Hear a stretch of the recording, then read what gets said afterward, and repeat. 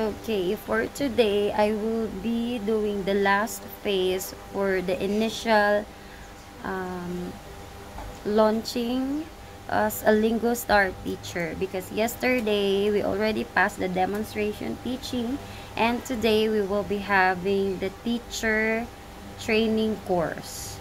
So it's more focused on how to navigate their application. So I tried using a laptop that is not recommended on their platform kasi yun yung unang itetest talaga. Pag nag-apply ka dito kay LingoStar, your device is the first thing that they will ask for. Hindi sa teaching certificates mo. Yung device talaga. So, I tried using it on my laptop, which is an i5 3rd generation. Doon pa ako nag-record ng demo. Pero, hindi. Hindi nag-enable yung screen recording niya. So, ibig sabihin, I have a presumption na siya ay mababa ang spec. Feeling ko lang. Kasi when I transferred in our PC, anong unit? Ryzen 3. Ewan ko, basta more on pang gaming siya. Naka-on agad yung recording. So, in 3 minutes, I will be starting the session. Naka-automatic na it's red. So, naghanap pa kami sa YouTube. How do we know if the recording indicates it's already recording? Wala. So, tinignan ko na lang yung mga demonstration videos dun din sa LingoStar Educators. And then, naka-red lahat. So, eto, pagbukas ko dito sa PC namin, red siya. Ibig sabihin, it's ready for recording. So, nagka-countdown na lang siya in 3 minutes and 10 seconds. Mabilis lang nakalipat. Tapos, ang dami pang etos, ang dami pang drama, char. Ganon talaga. Nakaka-frustrate. When you're applying for something, tapos things doesn't go your way, minsan nakaka-frustrate siya. Kaya lang, the show must go on. Tapos naglagay ako dito ng tar papel. Hindi naman siya visible dun sa screen ko. Pero naglagay pa rin ako just in case. Kaso dito sa wall namin natatanggal. So if you can recommend me a tape that can, makakadikit siya sa wall, paano naman? Pa-share. Wow, pa-share. So in 2 and 25 minutes, the demo, not a demo, but the training will be starting. Sabi nila 1 hour to, pero depende naman sa facing mo. So, sana right away, they can send if you pass or you fail. Kaso kanina kasi meron na akong unang schedule, 9:45. Tapos yun nga, hindi nag-start yung recording. Ang dami ko pang pinagagawa. Parang naging experience ko sa isang ESL company. Nahuhulog talaga siya. Wait lang, iaayos ko siya. Tatanggal talaga.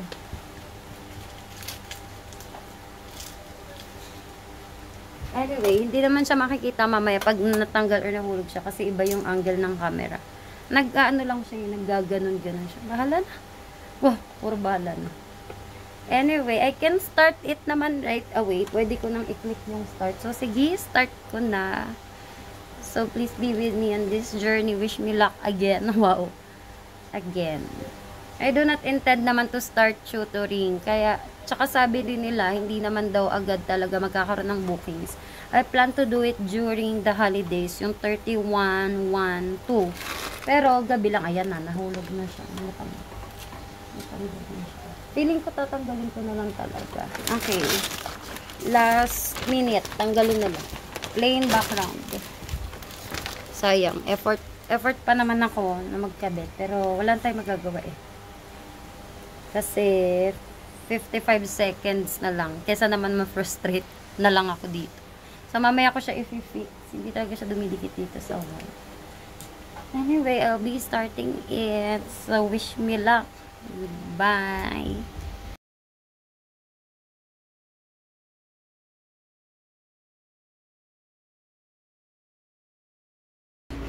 Hi there everyone. So this afternoon I already underwent the training course or the teacher training course for Lingo Star. Doon ako sa kabila, doon sa may salas namin. Kasi nga, I had a problem with the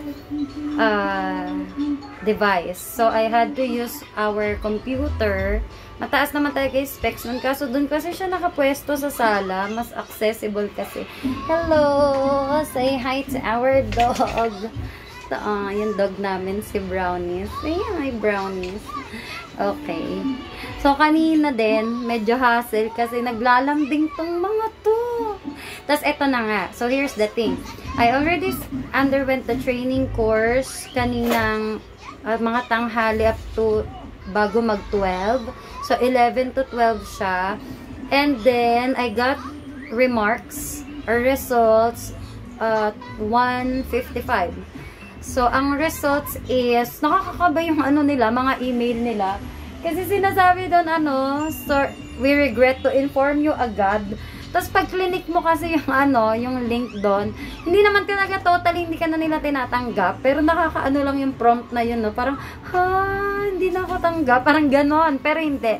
You have to click it and it will lead you to the portal. Yan, sa portal. And then, makikita mo doon yung remarks nila. So, I had 6 slides. Meron akong 6 slides na kailangan i-retake or i-resimulate. Kasi, ang pinagkaiba nito dun sa demonstration teaching, ito kasi yung app na nila mismo yung gamit mo. So, yun. Hindi na ako nakapag-video kasi nga lobat na rin yung cellphone ko. Hindi ko in-expect that they will reply in just about 1 and 55 minutes. Kanina kasi, natapos ako 11:53. Nag-submit na siya kusa. Tapos, nagulat ako kasi nag-email sila agad. So, habang kasi naghihintay ako, actually, hindi ko nga hinihintay na within the day, may response na sila. Nagtitingin-tingin na rin ako sa mga GC or sa mga post nila about gano'n nga katagal. Yung iba, 2 weeks na, ganyan. Ewan ko, siguro mabilis lang talaga sila ngayon.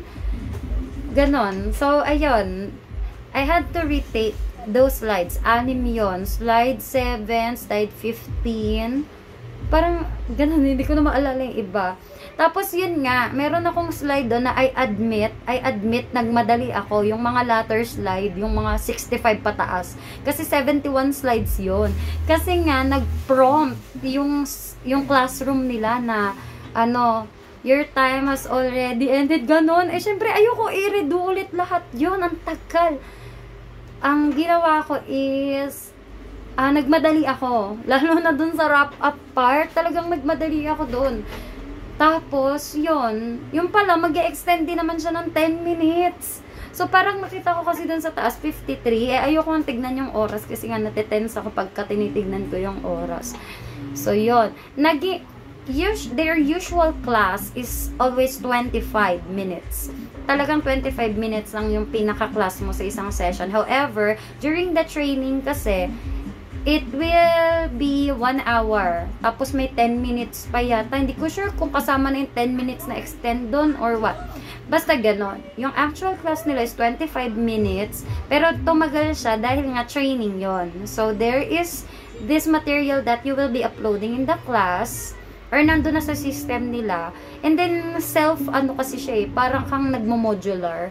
Kaya, tapos may mga portion doon na kailangan mo talagang mag-demo. Pag sinabing magde-demo ka sa part na yon. So, this slide, magbabasa ka. On the other slide, magde-demo ka. Bigla kang magtuturo. So, I already recorded that part kanina. Pero, eto, yung ni-record ko na slides. Hindi ko na na-record kasi nga lobat ako. Tapos hindi ko talaga expect na mag-i-email sila agad. So, I think I still have to wait 2 hours. Mamaya mga 5. Baka mag-email sila ulit. Pero sana wala nang iuulit. Kasi, inulit ko yan. Natutulog yung mga anak ko. Nakauwi na sila. Tapos sa sala, kasi sa sala talaga kami natutulog. Naglalatag kami talaga doon. Although we have our room, may kama pa nga. Finold na namin kasi nga, parang we feel suffocated pag nasa room. Talagang sa sala kami, nasanay kami ng ganun. So, nandun sa salas, tapos sumabay yung mga aso, nagtatatalon yung isa naming aso na maliit. Tapos yung isa nagtago dun sa ilalim ng ano ko, ng chair ko dun sa sala. Grabe, ang chaotic talaga kanina. Tapos gusto ko na kasi matapos yung recording para di na ka magpupuyat. Kasi tomorrow, I still have classes. May klase pa ako bukas. Siyempre, alam niyo naman, pag college, tapos Saturday ang class, hindi na nila minamind yung suspension, pero sana maging considerate sila, no? Kasi in our place right now, maano pa talaga. Maulan pa rin. Anyway, yon. So, grabe. I did not expect that they will respond that fast. And, nagulat lang ako kasi 6 na slide lang. 6 na slide lang yung ano ko,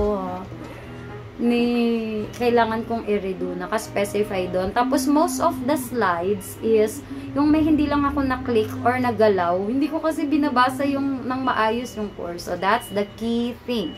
You have to read every slide, you have to skim and scan, para makita mo yung information na kailangan mo. Pwede mo naman ibalik-balik yun kasi training siya, kaya nga siya training. Pero, mas okay kung before you start your training course, i-access mo na yung module. Kasi ma-access mo yon.